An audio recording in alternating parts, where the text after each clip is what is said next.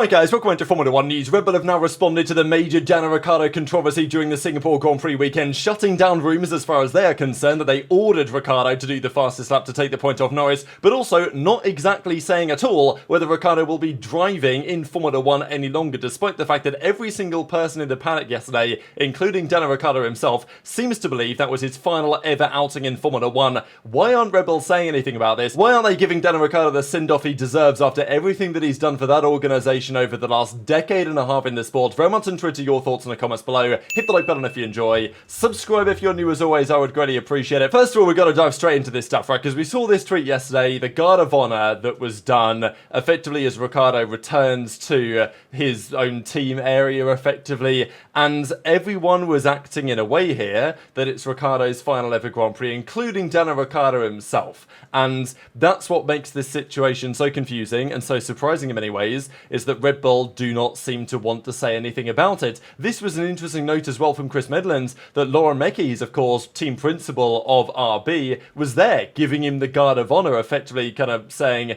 alright Danny, it's been a great time and on you go. Because rumour has it, Lawson's coming in for the next race in Austin. We're pretty sure that he's going to come in next year anyway, that was kind of rumoured for some time, but this new idea that he's going to come in mid-season has kind of recently emerged. There's some discussion of whether, you know, the contractual deadline requires Lawson to get a drive or, you know, whatever. It seems that that's Red Bull's decision, but well, if they've made an official decision, why haven't they publicised it, I think is the question that many are asking right now. But Kim Illman, of course, photographer, also from Western Australia, was, well, he posted this, right, of kind of a final goodbye in some ways to Ricciardo in the paddock. And what I thought was quite fascinating watching his video this morning that he did talking about Ricciardo's farewell, some of the pictures that he took, the fact that Ricciardo was the absolute last man out of the paddock. So either you believe that Ricciardo just thought that it might be his last race and therefore treated it like it was, or he knows for sure. And I feel like he knows for sure, given the way that he's talked about it in the media over the last few days. And unfortunately, he can't say anything publicly because Red Bull or RB haven't said anything.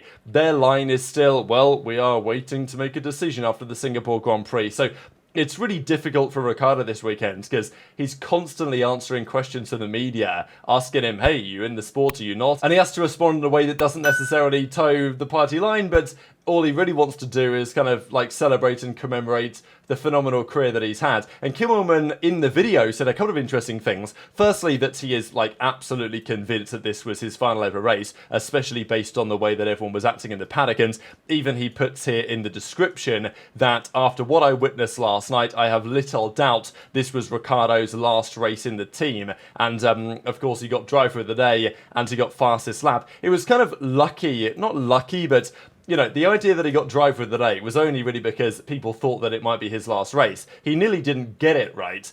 And if it had been confirmed by RB or Red Bull that he was going after this race, he'd have had like 70% of the vote or whatever right for driver of the day. So it's just a really strange scenario.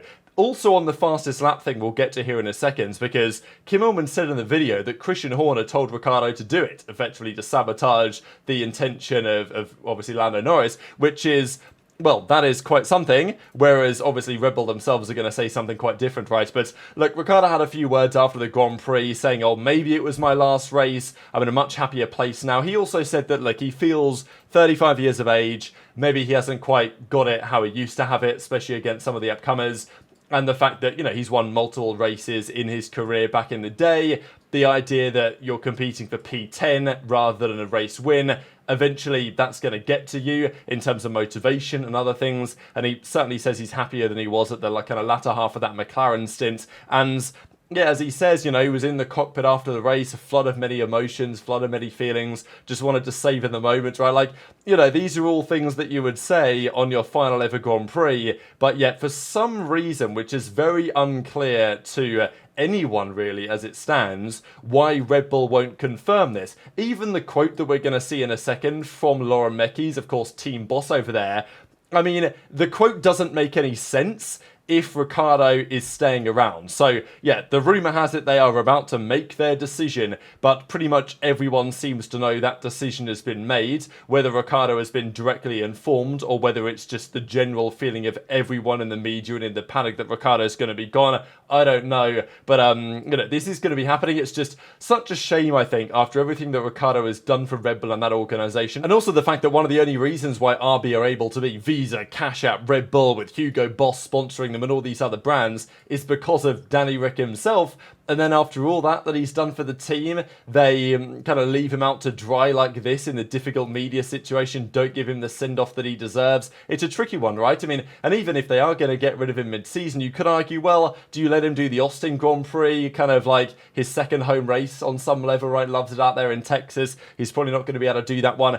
I just feel like Red Bull handles everything lately just awfully, and this absolutely included as far as I'm concerned. And we'll see that quote here in a second, because Red Bull, or at least RB, responded to the drama around the fact that Ricciardo took the fastest lap. And as I said yesterday, if it was Ricciardo's last race, you know, it might make sense that they say, look, Danny, go out there, put the soft tyres on, get the fastest lap, and that'll be a nice send-off, which it was, absolutely, and a pretty controversial and, well, in terms of looking back on history, this would be quite a memorable final race for a driver, given what it potentially could mean in the championship, the 1 point going away. But also McLaren weren't happy about it. McLaren said that it's not a coalition championship, it's one team against another team. They shouldn't have another team that can help them out. Like, imagine Mercedes or McLaren are in a title fight and they call up Toto and they say, obviously the relationship is different, but just hypothetically, call up another Mercedes power team and say, hey, you know, can you bolt the softs on?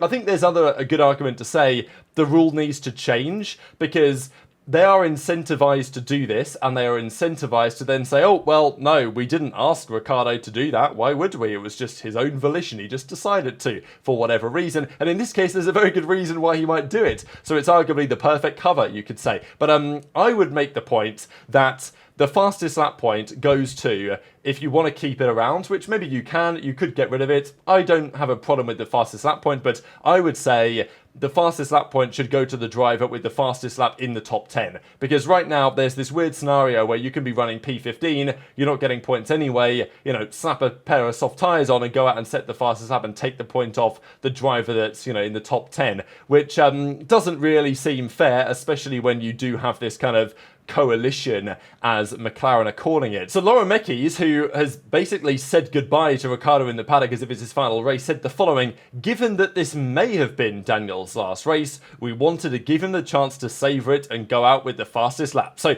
this is Red Bull's like official party line response, is to say, oh no, we absolutely didn't tell Daniel to do it to take the point off Lando for Max in the championship, even though we may be owned by the same organisation that Red Bull are and have a vested interest in Max's success. It was just because it might be Daniel's last race. I don't know if it is or not, but it might be. And, like, obviously they know more than what they can say publicly, right? That's what's so crazy about it. But as I say, it's arguably the perfect cover to say, oh, well, no, it was his final race, so we gave him the chance to do the fastest lap. But Kimmelman said in his video earlier today that Horner had asked Ricciardo to do it. Now, I don't imagine Horner was on the phone directly, but, you know, the rumour would therefore be Horner or Red Bull in general were on the phone to RB to say, hey, can you tell Danny, like, you know, box, bring him in for the soft tyres, set the fastest lap. Like, it's a tricky one. It's a controversial one for sure, and it's not going to go away anytime soon. And it's worth noting too that Daniel set the fastest lap. Why? Well, because Christian Horner asked him to do it for Max Verstappen's sake, and Max is a good friend of Daniel's. He said yes, and that denied Lando Norris the opportunity to score one extra point, which would have made it a little bit easier perhaps for Lando to catch Max in the World Drivers' Championship. It seems, however, surprisingly enough to me, that Zak Brown and Christian Horner have, at least briefly, kind of restored the peace, which is a bit of a shame, I'm not gonna lie. I enjoyed the drama between these two, and I'm sure that it will continue. I mean, there's been multiple occasions over the last couple of years that Zak Brown has called Christian Horner a cheat in various things, and here they are, in what is presumably Singapore Airlines first class. I imagine that's what the kind of, I don't know what these are meant to be, pajamas are, I suppose, that are getting into bed for. So, yeah, on the flight on the way home. So I thought it was kind of funny to see these two anyway. And as Zach Brown says, peace in F1 has been restored, but the battle will continue on track. What an awesome sport, he says. So, yeah, it's an interesting world we live in here in Formula 1, there's no doubt.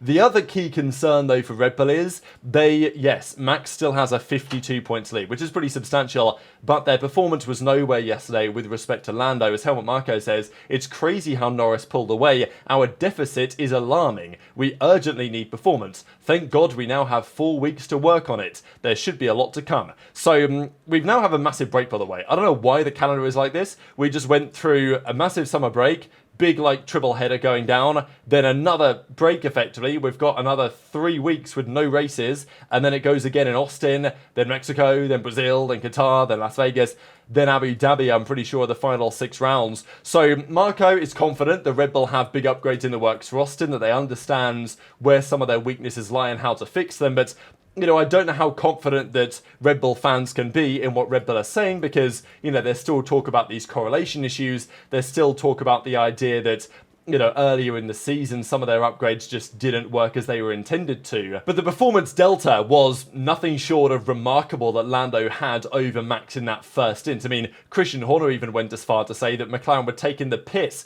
and then he said, I shouldn't say that because I'll have to do some community service. But pretty much his point was, when McLaren came on the radio to say, you've got a 2-second advantage on Max, let's make it 5, and Lando makes it 6 in 2 laps, and then goes ahead at a second a lap. I mean, this was the race pace during the Grand Prix. The craziest thing here actually is that, they both tied to the 1,000th on race pace on the hard tyre. Charles Leclerc was actually faster on the hard tyre than either of these two guys were, but to be fair, at the end of the race, Norris knew he was winning, he just had to keep it out of the wall. Verstappen knew he was second, just had to keep it out of the wall. So they were kind of chilling. Leclerc obviously was pushing hard to try and make some overtakes happen, but I mean, look at the delta in the first stint. Lando was doing on average a 137.2 on the mediums. Max was on a 138.1, both in clear air, let's not forget. Lando pretty much had the same advantage on Max that Max had on the entire field back in China, right? If I didn't know any better, I'd say have a look at that McLaren and see if there's any kind of asymmetric rear braking going on, right? Because that performance delta was absurd. I mean, it was seemingly greater. It was similar to what we saw back in Zandvoort, right? When he was just pulling away lap after lap and Verstappen had nothing to match him at all. But fortunately for Verstappen, Piastri wasn't in position to capitalise. Charles Leclerc was not in position to capitalise. The Mercedes were nowhere. So he still picked up a heavy chunk of points and got on the podium. Still hasn't won in Singapore, but Max will absolutely take that result yesterday. But as Max says, we're not quick enough to fight McLaren yet on the normal tracks. So the McLaren is rapid. And as I said yesterday, there's no reason why Lando can't win every single race from now to the end of the season. It's absolutely possible if he can continue to execute better, and he finally got over, the bogeyman or whatever of starting on pole and finishing the first lap not in the lead. He got over that. So, I'm assuming that Lando will kick on from here. The question, I guess, is can Verstappen and Red Bull bring enough upgrades that they can be competitive? And also, can Piastri or the Ferraris or the Mercedes put themselves in a position to take more points off Max? Because if they do, the title is very much still alive. And as Red Bull say, they've got upgrades planned for Austin, but what was interesting is that they're not actually completely sure yet what they're going to bring for the Austin Grand Prix. He says they're not set in concrete yet. We gathered a lot of info from these last races, which will influence what needs to be on the car in Austin. The upcoming venues are totally different. Austin has a lot of tight corners. Mexico, Brazil are also totally different again. That will be interesting, he says. So I think that Red Bull will be better at these upcoming tracks probably than they've been on average over the last several, but McLaren seemingly are pretty good everywhere. Last year, though, let's not forget, McLaren were very good. They turned up big time the second half of last season, but in Las Vegas, they were terrible. Now, I don't know if that's set to continue this year, but and even in Baku, right, the first couple of days in Baku, or the first day, they weren't sure where their pace was. But they found it. Every weekend they found it, and quite clearly, at least in terms of race trim right now, and in terms of tyre degradation, that McLaren is absolutely the class of the field, and was, by so far the class of the field in yesterday's race in Singapore. that Red Bull have to be concerned, even though they have serious upgrades on the way, as do other teams. To be fair, Fred Vasseur says more updates on the car coming in Texas. The same thing was said as well for Mercedes over the last couple of weeks, that Austin is going to be the target force for lots of upgrades to the car. So Red Bull will hope to get closer, but McLaren will probably be hoping that Ferrari gets, maybe leapfrog Red Bull, maybe even Mercedes get back up there. Certainly, I think for Mercedes, those tracks, Austin, Brazil, they should be pretty good for that car, historically at least, more traditional circuits in some ways. Hamilton was not a happy man yesterday, and for very understandable reasons. It was kind of unclear what he said in this clip, but the official audio that kind of transcribes the radio quoted him as saying, sometimes I wonder why and then you can't really hear the rest of it, but it seemed to him to be wondering, like, what's even the point, guys? You've started me third, you've stuck me on the soft tyres, and now you've left me out to dry on this massive tyre offset. And that's what Toto said, that we thought the soft tyres would give him an advantage. That was the wrong call. Obviously, he gets overcut by George in the end. Overtaken was possible. We should have started on the mediums. We were too slow today. And this was the other thing from Mercedes, which kind of surprised me. Because they were quite close to pole position, they thought they were in the fight. Like, they thought, yeah, we can maybe fight with those guys. That's why they decided to put Hamilton on the soft tyres, right? Because they said, we thought we were going to be at a race, Norris and Verstappen. But obviously, well, Lewis wasn't able to make up ground and they had no pace anyway. So we had no pace, struggles to control the rear tyre temperatures, made it so in for a very tough race indeed. So, yeah, not a good performance of Mercedes, and interesting how they had lots of optimism after the Saturday. Their car was going to be good on Sunday, but it wasn't, and therefore they were in no man's land, especially with the strategy they pulled on Hamilton to Piastri and even to Leclerc from behind, who made progress through the field. The final thing to talk about really is, again, Max Verstappen's antics over this past weekend. And I think, honestly, Max has gained respect from a lot of people, the way that he behaved in the media interviews, and just, like, shutting down a lot of the criticism from the FIA, right? Mohammed Ben Sulayem's got this whole thing of, the drivers can't swear anymore, and Verstappen's got to do some sort of community service for dropping an F-bomb in the pre-race press conference, and then from then to the end of the weekend, he just decided, right,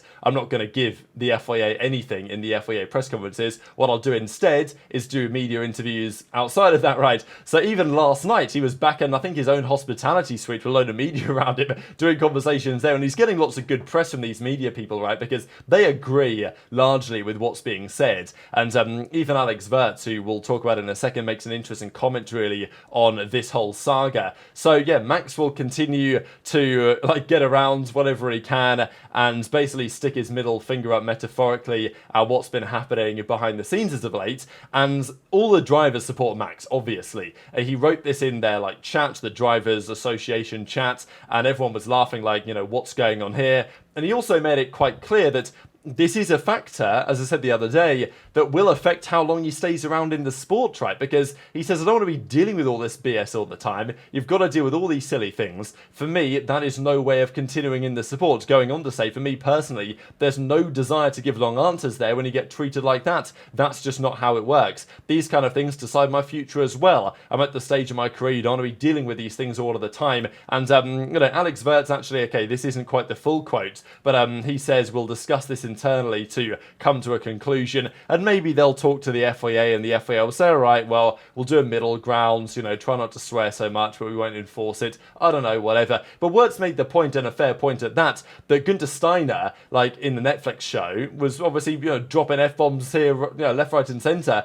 And that was his whole vibe, and that made him rather endearing, and that was the point in many ways of his appearances on the Netflix show, was that kind of comic relief. And that was promoted by Formula One and by the FIA, and all of a sudden now the drivers start to drop an F-bomb either on the radio, which they can not publish if they don't want to, or in the interviews. And now it's a problem. It's I just don't really understand what they're trying to achieve here. But very much interested to your thoughts, as always, in the comments below. Just one final thing. Toto the other day, he responded actually to Christian, who said, George is on their radar, as in they will think about, as and when the time comes, looking at George Russell as a candidate. So I think part of what Horner is doing here is saying, Toto, you flirted with my driver in Max, I'll flirt with your driver back, I'll talk to George a little bit. And then Toto responds, as he does, and says, he's trying to stir it up, it's part of the game, and if he's going to get a community service for this. George is a Mercedes driver, has been forever, and hopefully will be forever. We have a long contract with him, which is true, but it ends after next year.